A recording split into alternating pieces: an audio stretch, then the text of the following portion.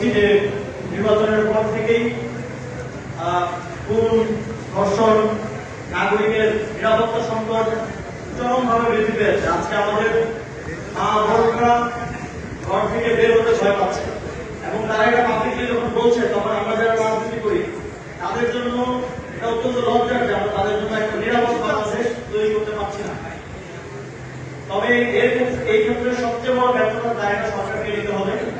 আমরা দেখি যে যিনি এখন স্বরাষ্ট্রমন্ত্রী আছেন, আমার মনে হয় যে তিনি হয়তো প্রধানমন্ত্রী অথবা রাষ্ট্রপতি, কিন্তু তিনি তার স্বরাষ্ট্রমন্ত্রীর দায়িত্ব ঠিকভাবে পালন করছেন না কিংবা করতে এক ধরনের অনীহা আমরা তার মধ্যে দেখি।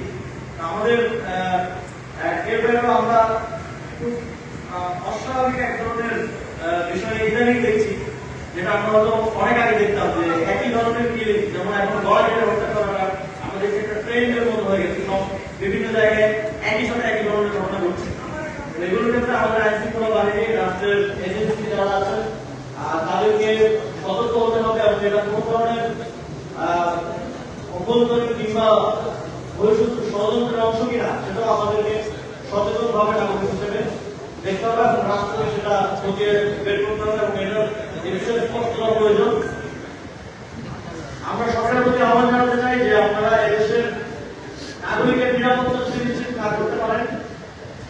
বারবার আমরা শুনে সহ্য করতে গেলেন সরকারের সময় যে নির্বাচিত সরকার না থাকার কারণে আইন শৃঙ্খলা পরিস্থিতি খারাপ, নির্বাচিত সরকার না থাকার কারণে মব হচ্ছে, নির্বাচিত সরকার নেই সে কারণে সব কিছু খারাপ যাচ্ছে, নির্বাচন হয়ে সব সমাধান হয়ে যাবে। আমরা শুনেছি এটা বর্তমান প্রধানমন্ত্রী থেকে শুনেছি, বিএনপির মহাসচিবের থেকে ভাবনা শুনেছি, কিন্তু নির্বাচনের পরে তারা দায়িত্বে আসলেন কিন্তু কোনো কিছু সমাধান হচ্ছে না, আরো খারাপ দিকে যাচ্ছে।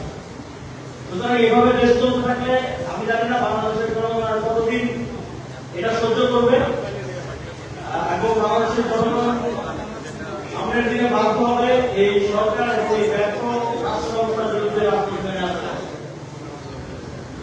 আমরা আরো লক্ষ্য করছি যে বাংলাদেশে 2024 সালে গণঅভ্যুত্থান হয়েছে, শ্রীলঙ্কায় কিছুদিন আগে একটা গণঅভ্যুত্থান হয়েছে, নেপালে বাংলাদেশের গণঅভ্যুত্থানের পরে একটা গণঅভ্যুত্থান হয়েছে এবং পৃথিবীর আরো বিভিন্ন দেশে আমরা দেখছি ইউথদের, বিশেষ করে জেনজি যাদেরকে আমরা বলি, জেন আলফা যাদেরকে বলি, তারা রাজনৈতিকভাবে সচেতন হয়ে উঠছে এবং পুরো পৃথিবীতেই এটা বলা হয় যে বাংলাদেশ হচ্ছে এই ইউথ এবং জেনজি রেভলিউশনের প্রথম গ্রাউন্ড এবং বাংলাদেশে এটা দেখিয়েছে পৃথিবীকে।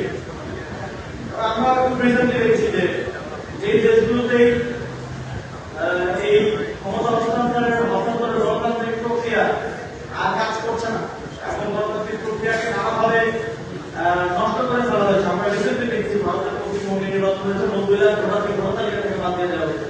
এখন আমরা বলা হচ্ছে তাদেরকে নাকি বাংলাদেশে পুশব্যাক করা হবে, সেটা নিয়েও আমরা আমাদের সরকারের কোনো স্ট্রং রাজনৈতিক অবস্থান আমরা পাইনি প্রয়োজনভাবে। তবে আমরা দেখছি যে এই যে গণতান্ত্রিক প্রক্রিয়া নষ্ট হয়ে যাওয়া, এই যে ফ্রিডম অফ স্পিচ নষ্ট হয়ে যাওয়া এবং জনগণকে এক ধরনের রাষ্ট্র কাঠামোর বিরুদ্ধে দাঁড় করিয়ে দেয়, এই জিনিসগুলো কিন্তু বাংলাদেশের জুলাই গণঅভ্যুত্থানের পূর্ববর্তী সময় ঘটেছে এবং সেটাই বাংলাদেশের জনগণকে, বাংলাদেশের ইউথকে আমাদেরকে রাষ্ট্রকে নেমে আসতে বাধ্য করেছে।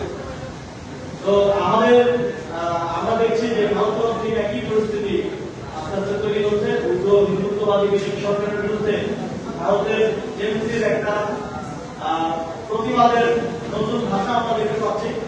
সোশ্যাল মিডিয়ায় শুরু হয়েছে, কিন্তু সামনের দিনে যে কোনো ধরনের এই ধরনের বক্তব্য কিংবা এই ধরনের জনগণকে মুখোমুখি দাঁড় করিয়ে দেওয়ার প্রেক্ষাপটে আমরা তো দেখবো যে সেখানে আমাদের বন্ধুরা, আমাদের প্রজন্মে যারা আছে তারা রাজপথে নেমে আসবে এবং এই হিন্দুত্ববাদীদেরকে উপমহাদেশ থেকে বিদায় করবে।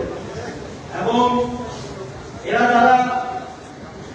তো অনেক কিছু বলে, আমরা শুনি অনেক কথা বলে যে এরা বাংলাদেশ দখল করবে, মিয়ানমার দখল করবে, পাকিস্তান দখল করবে, নেপাল ভুটান দখল করবে, কিন্তু এরা এদের দেশ থেকেই অতি দ্রুত সময়ের মধ্যে বিতাড়িত হবে এবং সেটা পুরো পৃথিবীতে যে গ্লোবালি যে জেনজি আপরাইজিং হচ্ছে, এই আপরাইজিং শুধু গণঅভ্যুত্থানের ফরম্যাটে না, অনেক জায়গায় শুধু রাজনৈতিক সচেতনতার ফরম্যাটে হচ্ছে।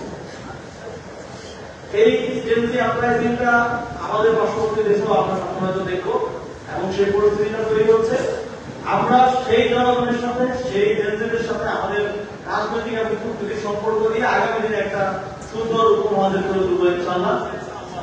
এবং সেই পর্যন্ত আমাদেরকে আমাদের সংগঠন এবং রাজনীতি শক্তিশালী করার মধ্য দিয়ে বাংলাদেশে আমাদের একটা শক্ত অবস্থান তৈরি করতে হবে।